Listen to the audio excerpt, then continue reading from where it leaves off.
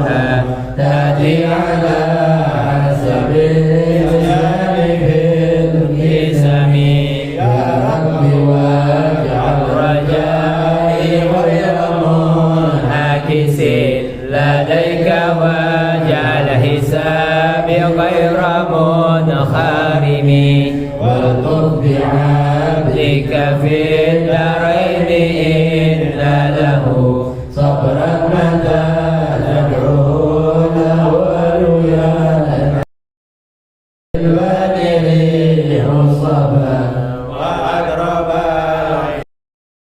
العالمين والآل والصحب ثم التابعين فهم أهل التقى والنقاء والعلم والكرم يا رب بالمصطفى بلغ مقاصدنا واغفر لنا ما مضى يا واسع الكرم واغفر إلهي لكل المسلمين بما يتلون في المسجد الأقصى وفي الحرم بجاه من بيته في طيبة هرم واسمه قسم من أعظم القسم وهذه البردة المختار قد ختمت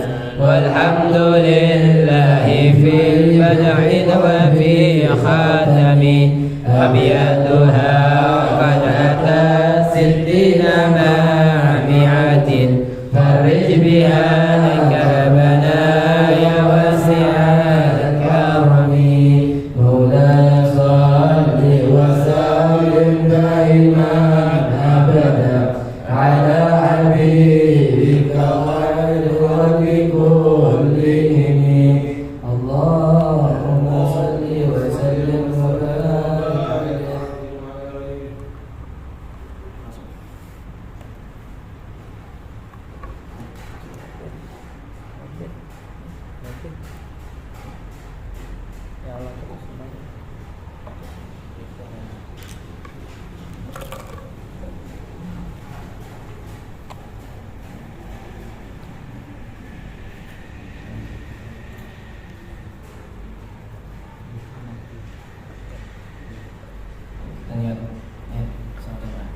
Bismillahirrahmanirrahim. Bismillahirrahmanirrahim.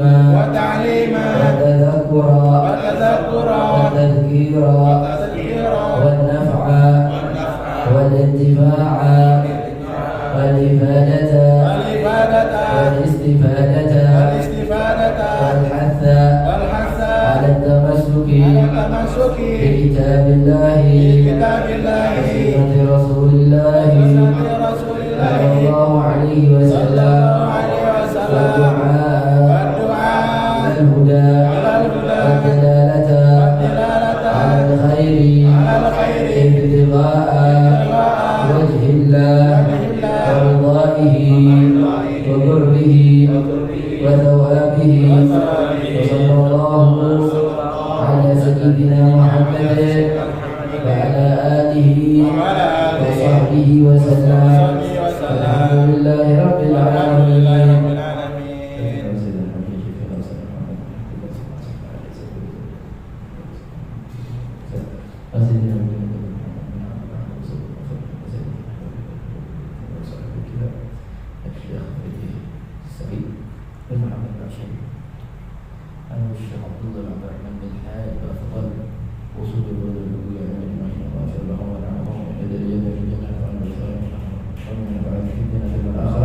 وإلى حضرة النبي صلى الله عليه وسلم الفاتحة.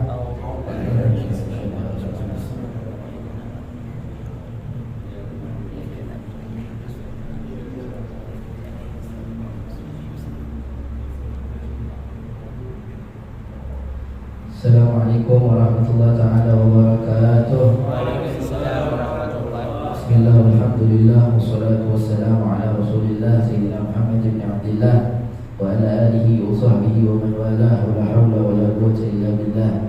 Rabbi shrah li sadri wa yassir li amri wahlul 'uqdatam min lisani yafqahu qawli. Hadirin ma'asyiral muslimin rahimakumullah. Kita lanjutkan lagi ta'lim kita. Ta'lim yang lanjutkan dari yang minggu kemarin Pasal kemarin pasal yang lima yahrum bil hadath, dalam beberapa perkara-perkara yang diharamkan dengan sebab hadas. Dan kita lanjutkan lagi pasal setelahnya dalam pasal istahabbul wudu, fima yustahabbu lahul wudu, dalam perkara-perkara yang disunahkan di dalamnya untuk berwudu. Sebelumnya kita juga minta maaf karena Alba masih di Jawa Timur, masih betah, masih di Jawa Timur, masih silaturahmi juga, banyak keluarga yang didatangin, jadi belum sempat pulang. Makanya kemarin juga minggu pagi belum sempat buat hadir, itu juga nggak enak, banyak habaib. Jadi sekedar ini kita mengisi, sekedar isqatul wujub, menggugurkan kewajiban yang udah kita disuruh oleh orang tua kita. Ini kita lanjutin pasal setelahnya, itu fi mustahabul wudu, dalam perkara-perkara yang disunahkan wudu. Bismillahirrahmanirrahim. Faslun yustahabul wudu min al-qasdi wal hijamah wal ru'ab wal nu'as wan naum qaidan mumakkinan wal qayhi wa qahqahati fi shalah wal akli ma masathu an-nar wal lahmil jazur والشك في الحدث والغيبة والنميمة والكذب والشتم والكلام القبيح والغضب والإرادة النوم وقراءة القرآن والحديث والذكر والجلوس في المساجد ومروره فيه ودراسة العلم وزيارة القبور ومن حمل ميت ومسه.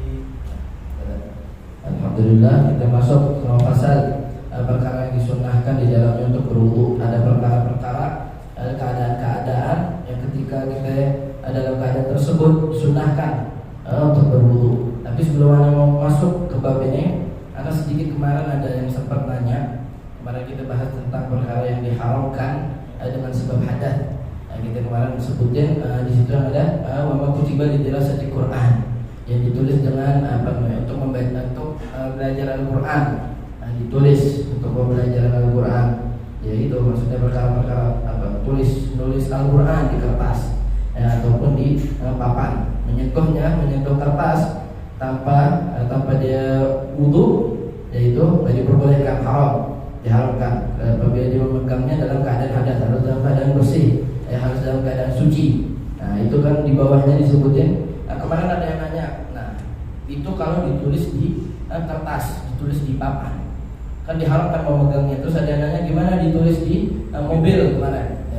Kemarin ditulis di mobil, kita kemarin bilangnya gitu kan, ya kalau kita lihat dari yang ada di sini ya sama, nggak dibolehin juga. Berarti kalau mau masuk mobilnya harus pakai wudu, menyentuhnya harus pakai wudu. Tapi ternyata salah, kita ternyata di sini ada, di sini disebutin. Jadi wamin yang termasuk yang diharapkan dengan sebab hadas kita memegangnya itu mayuktab, yang ditulis fil alwah, di papan tulis, diharapkan memegangnya. Awanahbi, ada sesuatunya mimma yuktabu fi adah, dari sesuatu yang biasanya ditulis di situ. Papan tulis emang buat tulis. Nah di papan tulis kita tulis Quran, Bismillah, maka memegang papan tulis hukumnya harus dengan wudu. Begitu juga di kertas emang tempatnya buat nulis. Kertas emang tempatnya buat nulis. Punya di kertas kita nulis Bismillahirrahmanirrahim ataupun ayat-ayat Al-Quran lainnya. Memegangnya harus pakai wudu. Nah, terus kalau misalkan di tempat-tempat yang nggak biasa buat tulis, nggak biasa, misalkan di tembok ini nggak biasa buat tulis, tapi disebutin gini, falau kabura adat, jadi besar adat. Maksudnya jadi besar adat itu di mobil. Di mobil itu bukan tempatnya buat tulis, tapi sekarang jadi besar, banyak adatnya manusia. Kebiasaan manusia suka nulis tuh di mobil, bikin stiker di mobil kan banyak sekarang. Tapi bukan tempatnya nulis, bukan tempatnya nulis di mobil itu gimana? Akhirnya di sini disebutnya falau kabura ada kababe, seperti pintu. Pintu kan sekarang ada banyak juga pintu-pintu yang dikasih tulisan-tulisan. Misalkan di pintu itu ditulis Al-Quran, ataupun dua amud, tiang-tiang, di tiang-tiang masjid umpamanya. Itu gimana? Maka jaza masul khali anil Quran minhu, maka boleh menyentuh yang kosong dari Al-Quran. Jadi kalau misalkan di mobil, ya berarti kalau ditulis Al-Quran di belakangnya, selain yang ada tulisan Al-Quran memegang yang tanpa wudu boleh. Tapi kalau kita menyentuh Al-Qurannya, menyentuh ayatnya itu harus pakai wudu, harus ada wudu. Jadi kalau selain ayatnya itu harus nggak apa-apa, nggak ada wudu, dalam keadaan hadas pun nggak apa-apa. Tapi kalau menyentuh ayatnya, umpamanya pengen nyuci, ya kan, pengen ngelap di situ, ya kan, harus ada wudu tuh, harus nyetam kalau nyentuh. Kalau nyuci nggak nyentuh gimana? Gitu. Pokoknya kalau kita menyentuh harus ada wudu yang menyentuh itu. Begitu juga seperti di pintu. Di pintu bukan tempatnya buat nulis, tapi sekarang banyak orang nulis di pintu, umpamanya bikin tempelan-tempelan ataupun ayat Quran ditulis di pintu. Maka gimana? Ya udah, yang dibolehkan memegang dari pintu itu yang nggak ada ayat Al-Qurannya. Tapi kalau ada ayat Al-Qurannya yang di ayatnya kita pegang harus pakai wudu. Nah, begitu juga di mobil. Ya, kemarin siapa tanya? Nggak hadir, ya. Baligil hadir adalah ghaib, yang hadir sampai kepada yang ghaib tuh. Yang kemarin nanya. Saya kemarin nanya, Syakir itu pengen ya. Nah, ya. Sampai baligil hadir adalah ghaib, yang hadir sampai kepada yang ghaib. Itu sedikit itu aja. Pengen ngasih ini kemarin. Nah, kata itu. Nah, sekarang kita masuk dalam pasal fi ma yustahabbu lahu wudu, dalam perkara-perkara yang disunnahkan. Di dalam hal-hal tersebut, dalam perkara-perkara tersebut disunahi wudu. Ada beberapa perkara yang disunnahkan di situ wudu. Dan beberapa keadaan disunnahkan di situ wudu. Kita baca, ya. Seperti biasa kita baca yang dari bawahnya ini yang kita sekiranya kita pahami dan kita bisa jelasin. Yang kita pahami paling kita loncatin dulu. Insyaallah nanti kalau ada barangkali mau dibaca lagi atau diterusin lagi terserah. Nah, yustahabbul wudu, disunnahkan berwudu di umur untuk beberapa perkara. Ya, bahkan itu dikatakan kalau rahimiyah, di dalam kitab rahimiyah itu disebutkan sampai tablugh thamaniyah wa sab'in. Itu perkara-perkara yang disunnahkan untuk wudu, keadaan-keadaan yang disunnahkan di dalam berwudu itu di kitab rahimiyah sampai 78 perkara, 78 keadaan. Tapi yang di sini disebutin cuma beberapa. Kalau kita lihat dari mukaddimahnya cuma ada 25. Tapi di bawahnya selain dari mukaddimah masih ada. Tapi yang jelas nggak nyampe 78. Kalau di kitab Ar-Rahimiyah itu ada 78 keadaan-keadaan yang disunnahkan di situ untuk berwudu. Jadi kalau kita mau cari lagi di kitab Ar-Rahimiyah, total. Di situ sampai 78. Wadhalika salah satunya adalah seperti khurujid damis sa'il, seperti keluarnya darah yang mengalir minal falsati, dari bekam, ya, dari bekam. Habis bekam, ya, disunahin wudu. Habisnya kita bekam disunahin wudu. Wal hijamah juga bekam. Apa bedanya? Falsati bekam, hijamah juga bekam. Bedanya adalah falsat itu di musim dingin. Falsat itu bekam di musim dingin, tapi sama-sama bekam. Hijamah juga bekam, tapi bekamnya di musim panas. Sama, cuma beda nama. Beda nama, beda keadaan. Kalau fasad bekam di musim dingin, kalau hijamah bekam di musim panas. Sama-sama bekam. Dan setiap habis buka wudu, disunahin wudu, ya. Disunahin buat wudu dari fasad dan juga hijamah. Dari bekam di musim dingin ataupun di musim panas. Bahasa Arab yang luas. Padahal sama-sama bekam, tinggal ngomongnya bekam gitu. Cuma bahasa Arab yang memiliki makna yang lain. Kalau fasad bekamnya itu di musim dingin, kalau hijamah bekamnya itu di musim panas. Sunnah itu habisnya kita bekam, umpamanya kita bekam, habisnya bekam disunahin buat berwudu setelah dari bekam. Warru'ah, kemudian dari mimisan. Kita punya hidung, ya, hidung berdarah, keluar darah dari hidung. Kemudian setelah kita bersihin itu sunnah buat berwudu, sunnah, ya, disunnahkan. Orang-orang yang pengen ziyadatul khair, nambah kebaikan, mereka habis mimisan tuh berwudu, diamalin. Paling enggak tuh seumur hidup kita ngamalin, ya. Sekalinya kita mimisan langsung wudu, disunahin di situ. Habis dari mimisan, boleh dihadang selain dari mimisan. Kemudian nu'as, ngantuk. Umpamanya ngantuk, kita ngantuk lagi ngaji, ngantuk, sunnah wudu. Kalau kita kayak lagi di pondok, subuh-subuh lagi zikir ngantuk, disuruh wudu biasanya. Kalau nggak berdiri, suruh berdiri. Tapi wudu itu disunahin ketika dalam keadaan ngantuk. Dalam keadaan ngantuk pengen seger, wudu, disunahkan di situ. Ketika kita ngantuk, gitu. Kemudian wanom qa'idan mumakkinan, tidur dalam keadaan duduk yang mumakkin, yang tetap. Kan kalau tidur dalam keadaan duduk itu kan nggak membatalkan wudu ya. Kalau kita ada wudu kemudian tidur dalam keadaan duduk yang tetap begini nih, ini nggak membatalkan wudu, Tapi kalau kita bangun sunnah buat berwudu. Emang nggak batal wudunya, itu mau langsung sholat juga nggak apa-apa, cuma sunnah. Sunnah setelah bangun tidur dari tidur duduk itu sunnahnya buat berwudu. Walaupun nggak batal, itu biasanya kalau kita prakteknya di pondok itu sering tuh. Tidur sambil duduk itu di pondok banyak. Santri-santri itu kalau lagi tidur, subuh-subuh tidur, kan ngantuk, pagi-pagi lagi baca wirid tidur. Nah itu nggak batal wudunya. Bangun-bangun langsung sholat isyraq, bangun-bangun langsung sholat subuh, umpamanya kan. Nah nggak batal, tapi disunnahi setelah bangun itu wudu. Disunnah, ini perkara yang sunnah. Kemudian mana lagi? Ya itu ya, dari tidur yang duduk yang tetap. Ini tidur yang duduk begini nggak batalin wudu. Kenapa? Karena nggak ada celah dari tidur yang begini ini kan tertutup ya, kita punya kemauan belakangnya tertutup, jadi nggak ada celah. Kalau orang udah tidur duduk, apa yang membuat dia batal dari wudunya? Paling kentut yang dia nggak sadari kalau lagi tidur. Tapi kalau udah begini nih nggak ada celah buat kentut ini keluar sehingga nggak membatalkan. Tapi kalau orang tidurnya terlentang, ya kan pasti masih ada celah tuh buat kentut keluar walaupun kita nggak sadar. Makanya batal kalau misalnya kita tidur dalam keadaan selain duduk yang seperti ini, duduk mumakkin yang tetap duduknya. Kemudian walgate dalam habis muntah,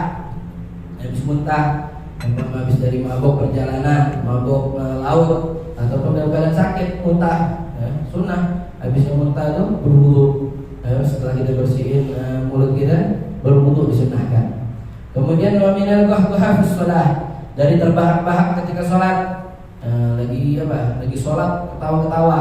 Setelahnya disunahi buat berwudu supaya hilang tuh jinnya. Hilang jinnya. Takut-takut habis sholat ketawa terus ya kan? Itu habis dari sholat, habis dari tertawa terbahak-bahak di dalam sholat, sunnah wudu.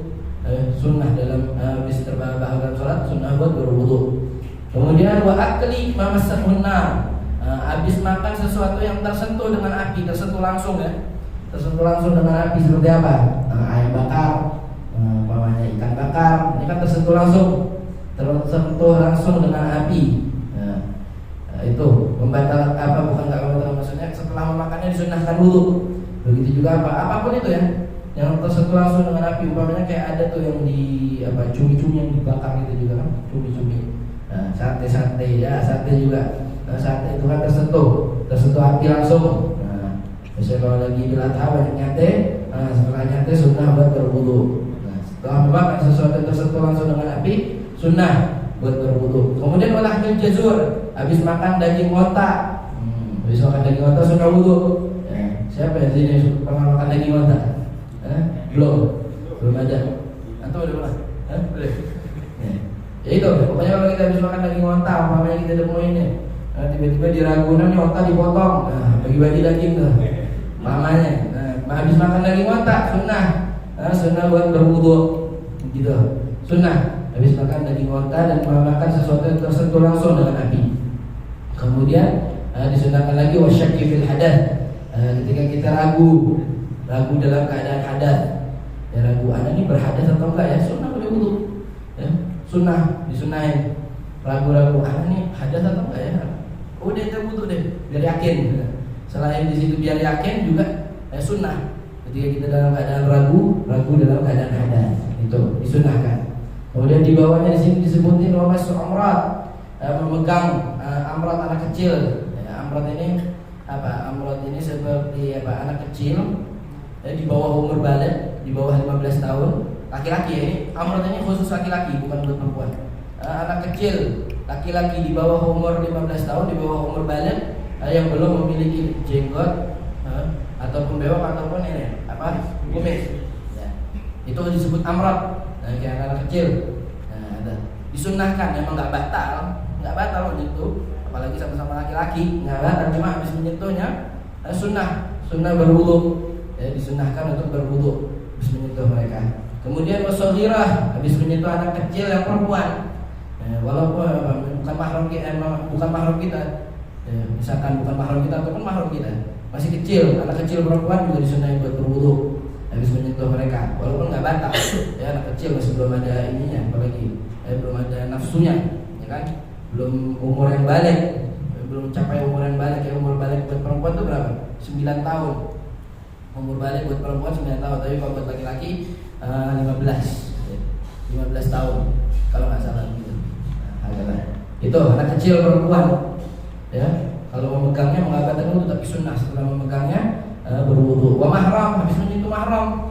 Mahram kita siapa? Mahram kita ibu kita, anak perempuan kita, nenek kita, ataupun bibi kita dari ayah, bibi kita dari ibu. Memang nggak membatalkan wudu, tapi setelah menyentuh mereka sunnah, disunnahkan buat berwudu. Nggak batal, cuma disunnahkan.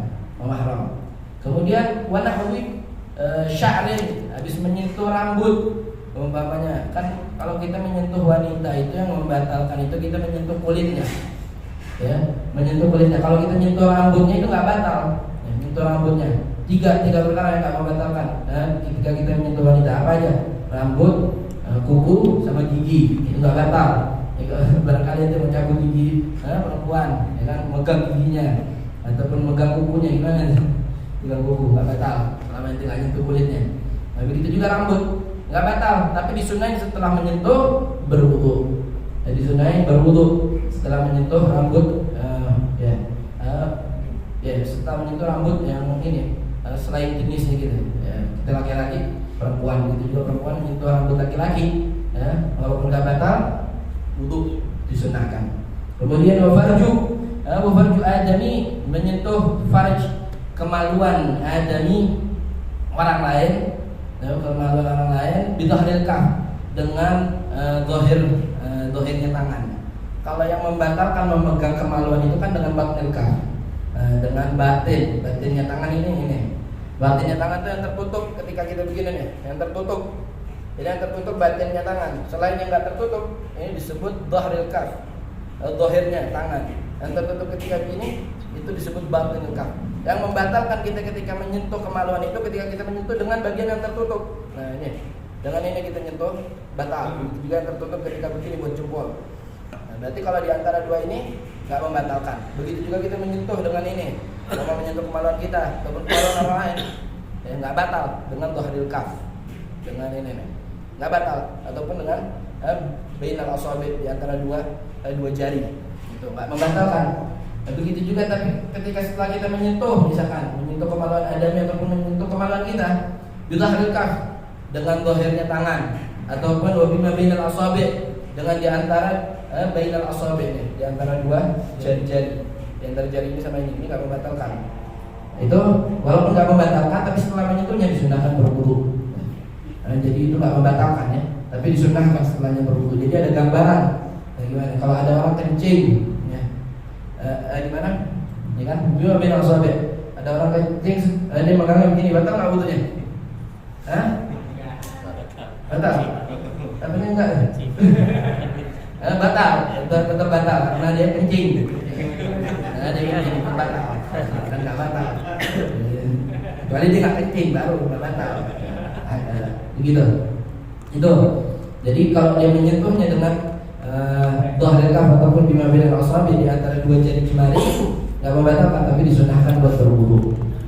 Ya, umpamanya kita nyentuh anak kita, ya anak kita umpamanya, ya kan, walaupun anak membatalkan kalau kita dengan batnil kaf, tapi kalau barangkali kita nyebokinnya begini, kita nyebokin anak kita begini, ataupun gimana ya, nggak membatalkan, ya, tapi disunahkan berwudu.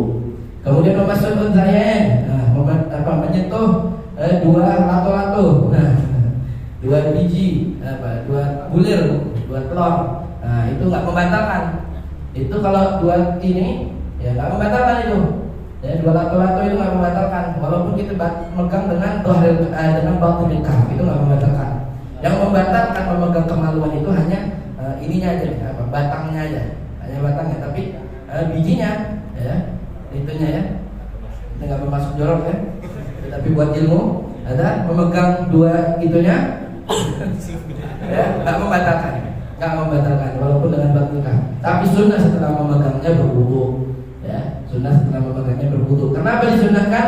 Khurujan minal khilaf fi jami'i dzalik, cari keselamatan keluar dari khilaf dari seluruh itu. Karena ada yang bilang memegang amrod, memegang anak kecil yang perempuan, memegang mahram, kemudian memegang rambut, memegang farju adami, memegang kemaluan dengan dohar kaf ataupun bima bin asabi di antara dua jari jemari dan menyentuh dua lato-lato itu ada yang bilang membatalkan, ada yang bilang membatalkan. Tapi al-mu'tamad tidak membatalkan, al-mu'tamad tidak membatalkan. Tapi khurujan minal khilaf, keluar dari khilaf, cari keselamatan harus disunahin setelah memegang itu semua. Kata itu disunahin. Kemudian apa lagi? Wa yusannu aidan, disunahkan juga berwudu dari minal ghibah, dari ghibah. Habis ngomongin orang, sunnah berwudu. Tapi di sini disebutin minal dari, bukan lil, bukan untuk ghibah. Itu mau ghibah wudu dulu, bukan begitu maksudnya. Tapi dari ghibah, habis ngomongin orang. Misalkan nggak sengaja ngomongin orang, nimbrung, walaupun kita nggak ikut ngomongin orang. Ini teman kita ngobrolin orang, kita cuma dengerin dong, termasuk kita tuh dari ghibah, disunahin habis ghibah kita berwudu. Kemudian wan namimah, habis ngadu domba orang. Habis ngadu domba orang, dia wudu deh habis itu. Disunahin, disunah. Habis ngadu domba orang berwudu. Wal kadzib, habis dari berbohong. Habis dari berbohong berwudu sunnah. Kemudian wasyatam, mencela. Habis mencela berwudu disunahkan. Kemudian wal kalamil ghabih, dari kalam ucapan-ucapan yang kotor, ucapan-ucapan kotor. Habis ngomongin ucapan-ucapan yang kotor yang tidak pantas, disunahkan berwudu. Kenapa disunahkan berwudu? Di seluruh itu semua idul wudu yaghfirul khotoya. Karena wudu menghapus tuh dosa-dosa tersebut. Dengan habisnya kita ghibah, habisnya kita ngadu domba, habisnya kita berbohong, habisnya kita mencela orang ataupun habisnya kita berkata kotor, wudu dengan disunahkan wudu. Karena kenapa? Karena wudu menghapus dosa-dosa tersebut, menghapusin dosa-dosa kecil tersebut. Kata disunahi. Kemudian wal ghadab, ketika dalam keadaan marah, disunahi wudu. Karena kenapa? Itu wudu yudfi'uh, karena wudu meredam amarah. Jadi meredam amarah. Karena kemarahan itu dari syaitan, sedangkan syaitan terbuat dari api, dan maka meredamkan amarah dengan berwudu dengan air, sehingga meredamkan amarah tersebut. Yudfi'uh, meredamkan amarah dengan berwudu ketika kita lagi marah, disunahi. Kemudian juga wali iradatin nom, mau tidur sunnah berwudu. Itu kita mau tidur disunahin berwudu, disunahin. Kita mau mimpi Nabi, masa kita mau mimpi Nabi dalam keadaan kotor? Kan enggak. Disunahin, mau tidur wudu dulu supaya biar bisa mimpi Nabi sallallahu. Iradatin nom, kan mau tidur disunahin wudu. Wa qiraatul Quran, mau baca Quran. Baca Quran, misalkan kita tetap kita dalam keadaan wudu bisa baca Al-Quran langsung bisa. Cuma disunahin kita walaupun kita dalam keadaan wudu, kita mau baca Al-Quran, sunahin berwudu.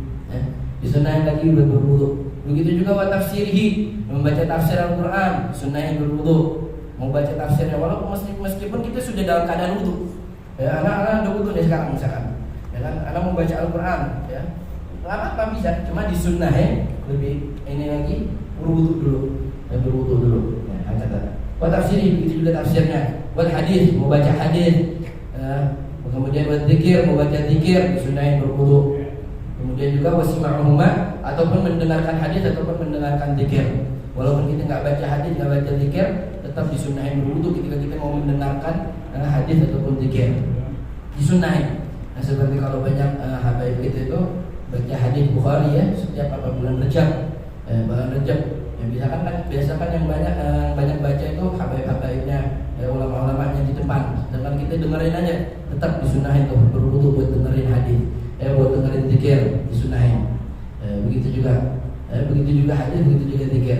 Kemudian oleh julus di masjid, mau duduk di masjid, nggak apa-apa. Duduk di masjid tanpa wudu nggak apa-apa, cuma disunahin berwudu, lebih ahsan, lebih bagus. Kemudian wal murur fihi, mau lewat. Umpamanya mau lewat, anda mau ada hajat, mau nyebrang. Umpamanya masjidnya besar di Istiqlal, anda mau nyebrang ke sana, mau lewat doang. Ya udah disunahin berwudu di situ walaupun cuma mau lewat. Walaupun cuma mau lewat di dalam masjid. Kemudian itu. Tapi nggak ada wudu nggak apa-apa. Maksudnya bukan berarti nggak boleh, cuma disunahkan berwudu. Kemudian wa dirasatil ilmi, mau daras, mau belajar ilmu agama syar'i, di sini dikasih peringatan di bawahnya, di garis bawahin syar'i, ilmu syariat. Mau belajar ilmu syariat, ilmu syariatnya agamanya Allah, nah kita mau belajar ilmu ini fikih, ya kan, wa alati dan alat-alatnya ilmu syariat, sunnah, disunnahkan untuk berwudu dulu. Wasima'u dzalik, begitu juga mendengarkan ilmu, wa kitabatihi, menulis itu ilmu. Umpamanya dari sini ada yang mau ngarang kitab ya. Amin. Ngarang kitab dari sini ya kan, disunnahin. Menulis itu berwudu dulu. Wa kitabatihi wa hamlihi, ataupun membawa ilmu tersebut, membawa itu dengan kepalanya ataupun membawa kitabnya, ya kan? Mau membawa ilmu ataupun ya, kenapa disunnahin? Yakuna fiha ala akmalil ahwal ta'ziman laha, supaya pembelajar supaya keadaan itu, supaya belajarnya kita akan ilmu agama itu ala akmalil ahwal, dalam keadaan yang paling sempurna, sebagai apa? Bentuk ta'ziman laha, penghormatan terhadap ilmu itu. Jadi penghormatan. Kita mau ngaji ilmu, hormatin ilmunya. Masa kita mau ngaji ilmu dalam keadaan kotor, kan enggak? Ya kita mau hormatin itu ilmu, dihormatin. Dengan kita dalam keadaan suci ngajinya. Kata ta'ziman laha, penghormatan terhadap itu ilmu. Kemudian ziaratul kubur, mau ziarah kubur. Kita mau ziarah disunnahin wudu. Walau para salihin, walaupun kita mau ziarah bukan kepada orang-orang soleh, tetap sunnah. Tetap disunnahkan. Jadi bukan disunnahkan wudu ketika ziarah kubur. Mau ziarah kubur hanya ke Al-Hawi, hanya ke Kuitang, cuma sono doang sunnahnya. Selain itu enggak semuanya. Walau para salihin, walaupun selain orang-orang soleh, sunnah tetap disunnahkan berwudu. Begitu juga wa min hamlil mayyit wa masih, dan dari membawa mayyit, bawa jenazah, wa masih, dan menyentuh jenazah disunnahin buat berwudu. Kita habis bawa jenazah, biasanya pulang ke rumah tuh, biasanya kalau kita diajarin sama orang tua kita, supaya jangan dekat-dekat dulu sama anak kecil, katanya bisa ngelihat arwah almarhum dan lain sebagainya, ya kan? Nah, disunnahin habis bawa mayit, habis bawa jenazah, dan juga habis memegangnya disunnahin berwudu. Listiqdarihi, karena kotor, karena habis memegang mayit, habis membawa jenazah disebut sebagai kotor, maka disunnahin dulu buat berwudu. Dan juga karena gol gedim, wali goli gedim, karena ada ucapan dari madhab gedim. Madhab Syafi'i ini kan sempat diperbarui. Jadi ada madhab gedim, madhab jadid. Yang sekarang ini madhab jadid, madhab yang baru. Dulu gol gedim, madhab yang gedim itu menyebutkan apa? In masahu yang good, kalau memegang mayit itu membatalkan wudu. Itu madhab gedim. Madhab Syafi'i dulu menyebutkan bahwasanya memegang mayit itu membatalkan wudu. Tapi setelah ijtihadnya Imam Syafi'i, keluar madhab baru, memegang mayit tidak membatalkan wudu. Begitu juga membawa jenazah tidak membatalkan wudu, hanya saja disunnahkan setelahnya berwudu. Disunnahkan walaupun tidak membatalkan wudu. Kemudian seterusnya nih, di bawahnya masih banyak lagi sunnah-sunnah. Wal jima', mau bersetubuh dengan istri, sunnahin. Sunnahin buat berwudu. Jangan dalam keadaan kotor. Mau anaknya jadi anak yang soleh, pulang kerja langsung aja waliyadzubillah. Wudu dulu dalam sebaik-baiknya keadaan. Bersetubuh sama istri, disunnahin sebelumnya berwudu. Kemudian wa insyadu syi'rin muharram, ataupun untuk melantunkan syair-syair yang dimuliakan. Seperti ini kita baca burdah, ini kan syair semua nih, syair yang mulia, pujian buat Nabi sallallahu alaihi wasallam. Mau baca ini ya harus dengan disunnahin berwudu. Kemudian istiqra kita ketika kita ketawa ngangkat, tenggelam dalam ketawa, ketawa, wah ngakak, udah lagi ngumpul, lagi nongkrong, tiba-tiba ngakak, wah ngobrol segala macam, pokoknya tenggelam dalam ketawanya, betul-betul tenggelam dalam ketawa. Itu disunnahin berwudu setelahnya, disunnahin berwudu.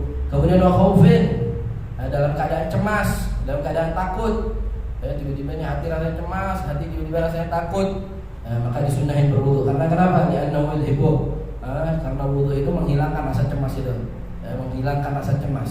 Ketika kita dalam keadaan cemas, dalam keadaan takut, harus berwudu. Insyaallah hilang rasa cemas kita, rasa takut kita. Kemudian wal ru'yal musyawwashah, ketika kita mimpi buruk, bangun dari mimpi buruk, mimpi buruk ini bukan hanya mimpi setan, mimpi buruk, mimpi ahwal kiamah, misalkan mimpi dalam keadaan lagi di hari kiamat, atau mimpi buruk, ataupun mimpi masuk nerakanya Allah, mimpi buruk umpamanya, waliyadzubillah, Allah selamatin kita, ya kan. Kalau kita bangun dari mimpi buruk sunnah berwudu. Ya. Kalau mimpi buruk jangan ditafsirin yang buruk-buruk juga. Ya.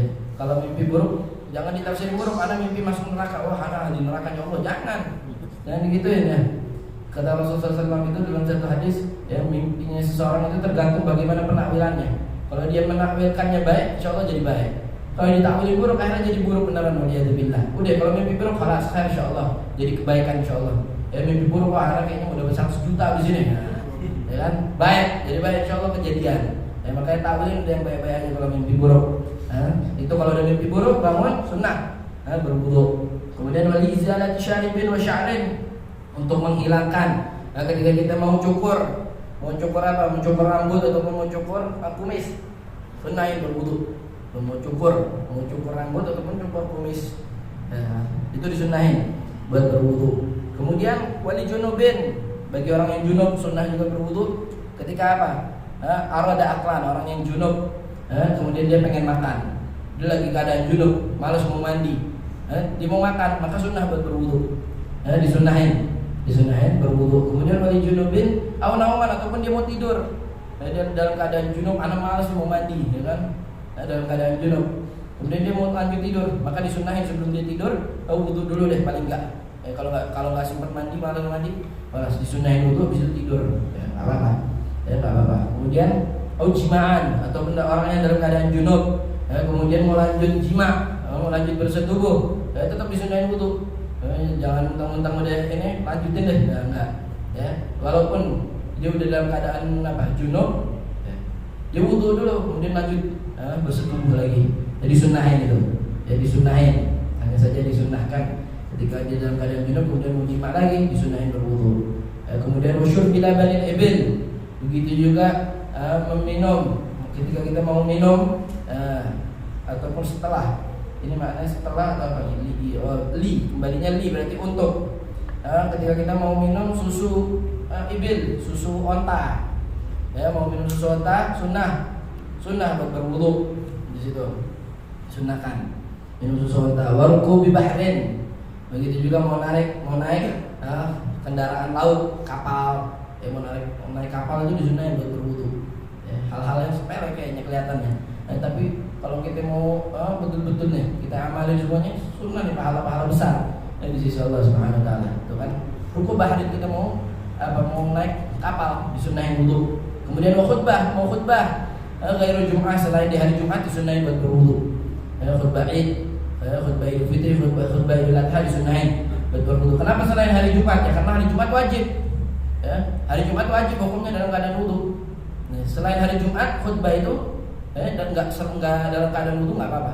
Seperti khutbah Id, ya, umpamanya nggak dalam keadaan wudu boleh, ya, khutbah Id. Kemudian khutbah istisqa, umpamanya khutbah istisqa ataupun khutbah dalam sholat gerhana, kusuf syams, gerhana bulan ataupun gerhana matahari, disunnahin, disunnahin di situ berwudu, tapi nggak wajib. Ya. Kalau dia mau khutbah dalam keadaan nggak berwudu nggak apa-apa. Cuma disunnahkan di situ berwudu. Adapun hari Jumat, ada wajib dalam keadaan berwudu khutbah di hari Jumat. Selain di hari Jumat sunnah. Kemudian wartika budzambin, habis melakukan dosa-dosa seperti apa? Karena lebih syahwah, melihat dengan syahwat, dosa-dosa kecil, bisa melakukan dosa-dosa dan disunnahkan berwudu, melihat orang dengan syahwat. Kemudian wali wukuf di Arafah, untuk wukuf di Arafah sunnah berwudu, enggak wajib. Wukuf di Arafah sunnah berwudu, kecuali tawaf. Berarti dalam haji itu yang diwajibkan wudu itu ketika tawaf. Adapun ketika wukuf, begitu juga sa'i setelahnya wali sa'i, ketika sa'i itu nggak diwajibkan berwudu, hanya saja disunnahkan di situ dalam keadaan wudu. Kemudian wa adzan wa iqamah, mau adzan mau qomat sunnah berwudu. Kemudian gimana hukumnya orang adzan, orang qomat dalam keadaan wudu? Boleh, akan tapi tidak dianjurkan, hendaknya dia adzan qomat dalam keadaan wudu. Gitu. Kemudian wali ghuslin, mau mandi wajib, mandi dari junub, mandi wajib, sunnah berwudu dulu sebelumnya. Sebelum mandi wajib sunnah dulu berwudu. Walil ma'ya idza asaba bil ain, ini anak kurang paham. Insyaallah nanti anak cari, insyaallah maknanya apa, anak belum cari tahu. Wa ghairi hadis seluruhnya. Selain itu semua. Ya, hakata disunnahkan tuh. berwudu dalam perkara-perkara tersebut, keadaan-keadaan tersebut disunahkan berwudu.